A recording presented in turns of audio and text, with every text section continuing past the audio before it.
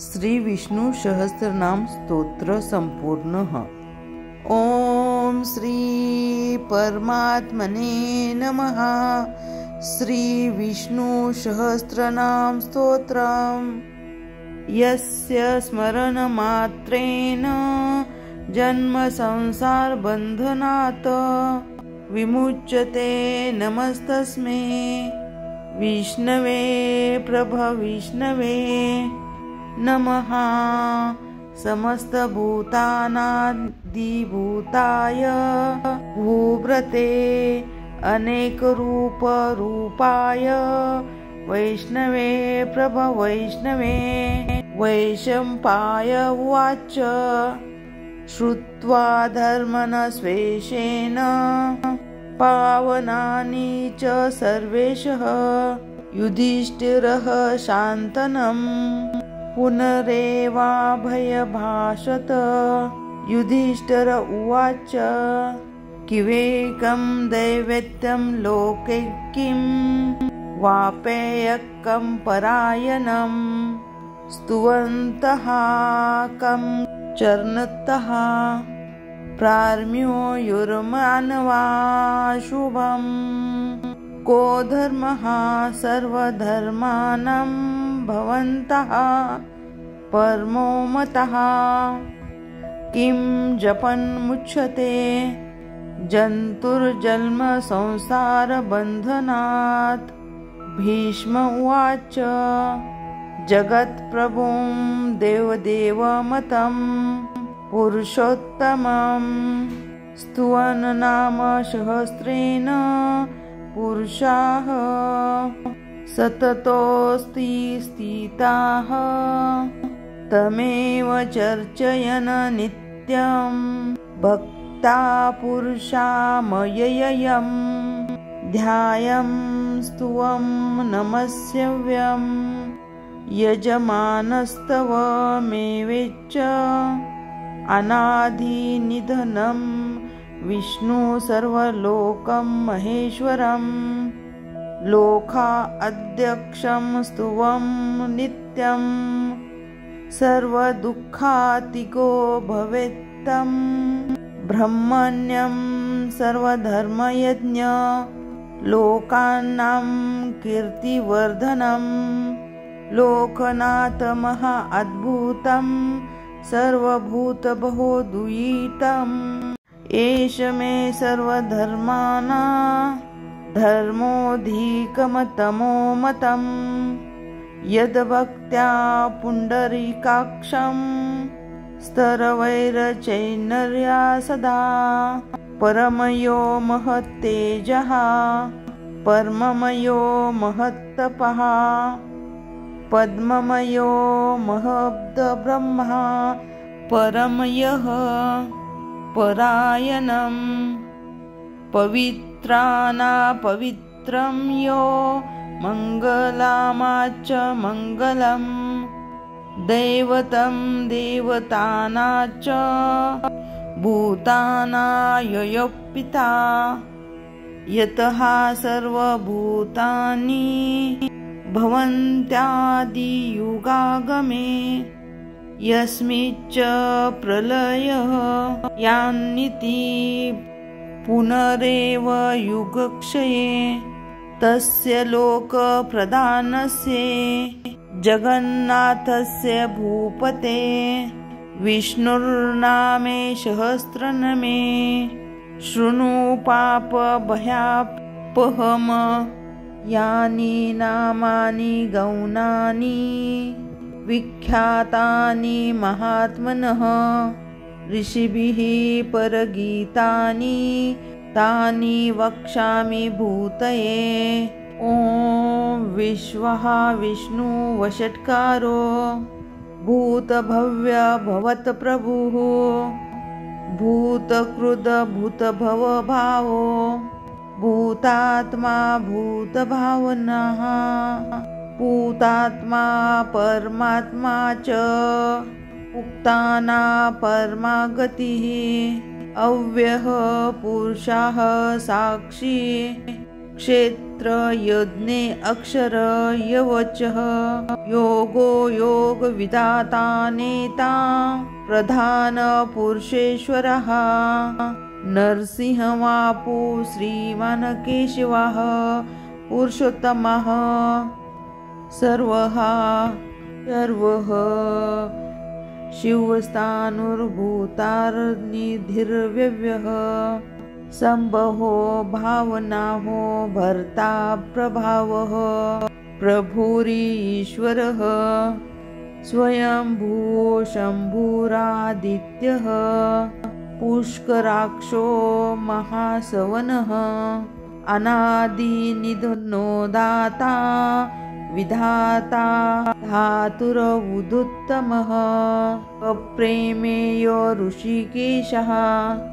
पद्मनाभो मरप्रभुः विश्वकर्मा मनुष्यष्टा स्तविष्टः स्तविवीरो ध्रुवः अग्रहा शाश्वतः कृष्णो कोहिताक्ष प्रतर्दनः प्रभूतस्त्रीकुप्तधाम पवित्रम मंगलपरम ईशान्यः प्राणो ज्येष्ठः श्रेष्ठः प्रजापतिः हिरण्यगर्भो भूगर्भो माधवो मधुसूदनः ईश्वरो विक्रमी धनवी मेघावी विक्रमः क्रमः अनुत्तमो दुरादर्शो कृतज्ञः कृतिरात्मवान् सुरेशः शरणशरम विश्वरेता प्रजाभवः अह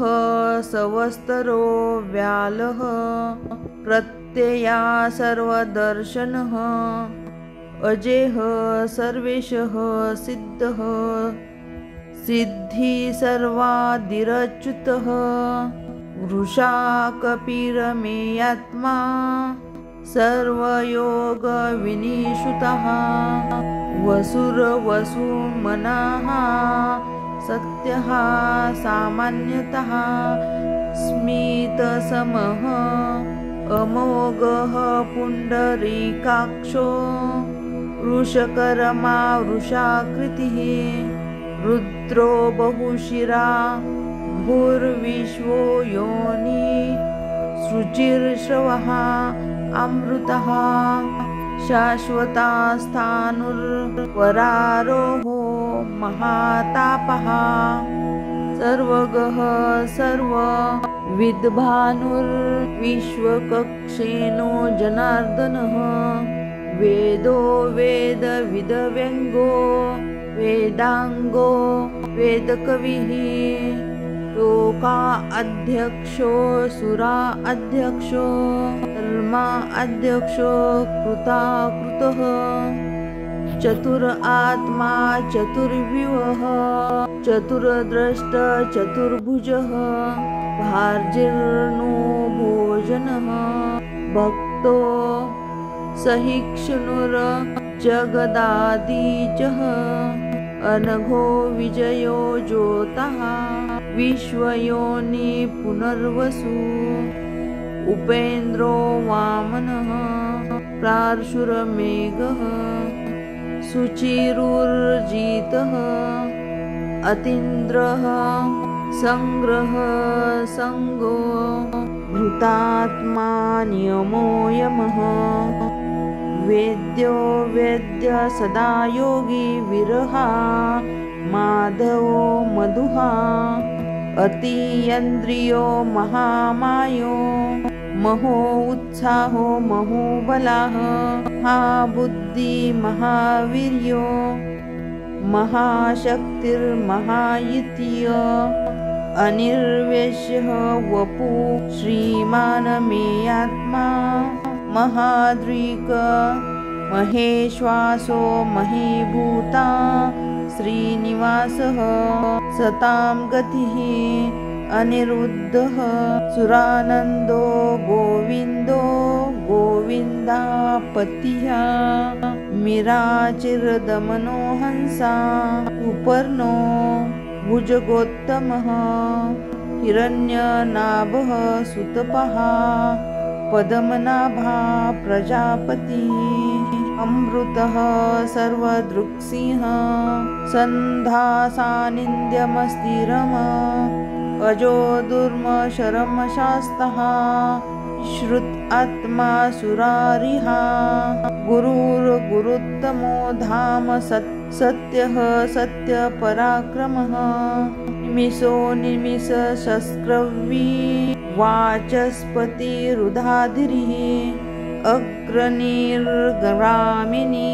श्रीमान् न्यायो नेता समीरणः सहस्रमूर्धा विश्वात्मा साक्षः सहस्रपात् अनर्तनो निर्तात्मा अमृतः प्रमर्दनः समर्तको रनिहलो धरणीधरः सुप्रसाद प्रसन्न आत्मा विश्वभृङ्गः सत्कर्ता सत्कृतः साधुर्जन्मो नारायणो नरः संज्ञेय प्रयो आत्मा इष्टः चिष्टकृच्यचिः सिद्धार्थः सिद्धसंकल्पः सिद्धिदः सिद्धसाधनः रशाहि वर्षभो विष्णु विकपर्वा विश्वोदर वर्धनो वर्धमानेश्वर विविक्तः श्रुतिसागरः सुबीजो दुर्धरो आगमी हेद्रो महद्दो वासुः नेकरूपो बृहद्रूपः इष्टिविशिष्ट प्रकाशनः ओजो तेजस्युदिधरः प्रकाश आत्मा प्रतापनः वृद्धपष्टो अक्षरो मंत्रस्य चंद्रभास्करयुति अमृतः शुद्धो भानुः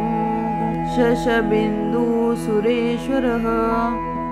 औषधं जगतः सेतु सत्यधर्म पराक्रमः भूतभव्य भवन्नाथ पावनः पावनो नलः कामः कामकृत्कान्ता कामः कामप्रभत्प्रभुः युगादिकृतयुगाव्रतो नेकमायो महाशनः अदृश्यो व्यक्तरूपेश्वर सहस्रजिदनन्तजितः इष्टो विशिष्ट शिष्टोष्ट शिखण्डी नहुक्षो वर्षः क्रोधः क्रोधकर्तः विश्वबाहुर्महिर्दः अच्युतः प्रतीर्थप्राणप्राणोदो वासवानुजः अपां निधिरधिरनिष्ठामान प्रणात्मद तिष्ठितः स्कन्दः स्कन्दधरो धैर्यो वर्धो वायुवहन वासुदेवो बृहन्नुरादिदेवः वन्दरः अशोकस्तारणस्तारः शूरः चौरिर्जर्नेश्वरः अनुकूलः शतावृत्तः पद्मिनीभीषणः पद्मनाभो विन्दाक्षः पद्मगर्भ शरीरभूतः हर्विद्धो विद्धात्मा आक्षो गरुडध्वजः तुलो शर्मो भीमः मयोग्य वही हरिः सर्वलक्षणलक्षण्यो लक्ष्मीवान् समितिजय क्षरो रोहितमार्गो हेतुर्दामोदरः शः हीधरो महाभागो वेगवामनमिताशनः उद्धवः शोषणो देवः श्रीगर्भः परमेश्वरः करणकारणकर्ता कर्विता गहनगृह व्यवसायो व्यवस्थानः संस्थानः संस्थानदो ध्रुवाः रर्मधि परम स्पष्टतु स्पष्टतु स्पष्टः भेषणः रामो विरामो विराजो मार्गो नयो नयो नय ईरः शक्तिमातम श्रेष्ठो धर्मो धर्म विदुत्तमः वैकुण्ठः पुरुषः प्राणः प्राणद प्रणवभूतो हिरण्यगर्भः शत्रुघ्नो व्यापतो वायुर्योध्वज ऋतुः सुदर्शनः कालपरं षष्ठी परिग्रह उग्रः सवन्तरसरो दक्षो विश्रामो विश्वदक्षिणः विस्तारः स्थावरस्थाणु प्रणाम बीजम्य व्ययम् अर्थोऽनर्थो महाकेशो महाभोगो महाधनः अनिर्विण्णस्तनविष्टो भूधर्मयूपो महामुखं नक्षत्रनेमिर्नक्षत्रीक्षमः श्यामः समिहनः यज्ञयजो महेयजश्वर क्रतुः सत्रं सदा गतिः सर्वदक्षी विमुक्तमक्तामा सर्वज्ञो ज्ञानमुक्तमं सुव्रतः सुमुखः सूक्ष्मः सुक्षोघमः सुखदः मनोहर जितक्रोधो वीर बाहुर्विदादरनः स्वापनः स्वक्षो व्यापी एकात्मानेककर्मकृत वत्सरो वत्सलो वत्सी नगर्भो धनेश्वर धर्मगुद धर्मकृत्मि सत्कर्म सक्षरम् अविधाता सहस्रसुविधाता कृतलक्षणः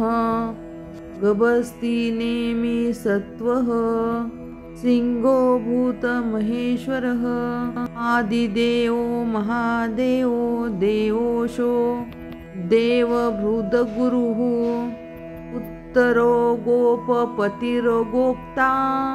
ज्ञानगम्य पुरातना रीरभूतभूतभोक्ता कपीनदो भूरि दक्षिणः सोमप्पो अमृतः सोमः पुरजितपुरुषोत्तम विनयोगजय सत्यसन्धो दार्शार्ह सात्वं पतिः जीवो विनयति साक्षाक्षी मुकुन्दो मितविक्रमः अम्बो निधिर आत्मा होदन्ति क्षयोन्नतकः अजो महार्य भावायो जितामित्रः प्रमोदनः आनन्दो नन्दनः सत्यकर्मा त्रिविक्रमः हर्षि कपिलाचार्य कृतज्ञो मयदोनिपतिः महावीरो गोविन्दा सुशेषनकाङ्कदी प्रियो गभीरो गहनो गुप्तचक्र गदाधर वेधा स्वाङ्गोजितः कृष्णो दृढसः सङ्कीचतो वर्णो वर्णो वृक्षा पुष्कराक्षो महामनः भगवान् भाग महानन्दी वनमाली फलायुधिः आदित्य नित्यो ज्योति आदित्य हि विष्णुर्गति सत्तमा सुनन्दाखण्ड परशुर उद्धारणो द्रविण प्रदः त्रिसामासागमः साम निर्वाणं भेजमभीषक न्यास कृच्छम शान्तो निष्ठा शान्तिः परायणं शुभांग शान्तिद स्पृष्टा कुमुद कौलेशाय कोहितो गोपिर्गोपिता वृषभाशो वृषप्रियः अनिर्वृत्ति निरात्मा संक्षिप्ता हेम कृच्चिवा श्रीवास्तवक्षा निवासा श्रीपति श्रीमतावरः श्रीधः श्रीशः श्रीनिवासः श्रीनिधि श्रीभवभावन श्रीधर श्रीकरः श्रेय श्रीमाल्लोकत्रश्रयाय पक्षशङ्गशतानन्दो नन्दी ज्योतिर्गणेश्वर जिता आत्मा विधात्मा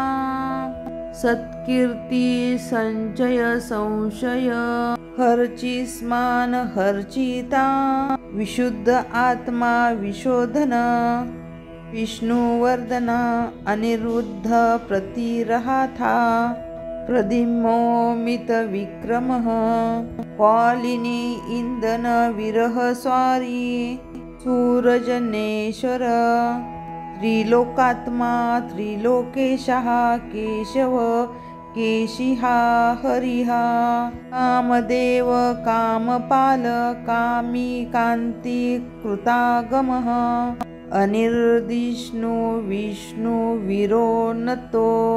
धनञ्जयः ब्रह्मण्यो ब्रह्मकृत ब्रह्मा ब्रह्म ब्रह्म विवर्धन ब्रह्मविद ब्राह्मणो ब्राह्मी ब्रह्मज्ञो ब्राह्मणप्रियः महाक्रमो महाकर्मा महातेजा महारंगः महाक्रतुर्महायज्वा महायज्ञो महाहवी शान्तवः शान्तप्रियः पुत्रस्तुतिः स्तोतारणप्रियः पूर्णः पूरयिता पुण्यकीर्तिर्रामनयः नोजवस्तिर्धरकरो सुररेता वसुप्रदः सुदप्रदो वासुदेवो वसुर्वसुनामा हविः तद्गति संस्कृतिः तत्ता सद्बुद्धि तत्पारायणः सुरसेना यदुश्रेष्ठः निवासा सूयशामून भूतावासो वासुदेवा सर्वासुनीलयोनलः दर्पहा दर्पदो दर्पतो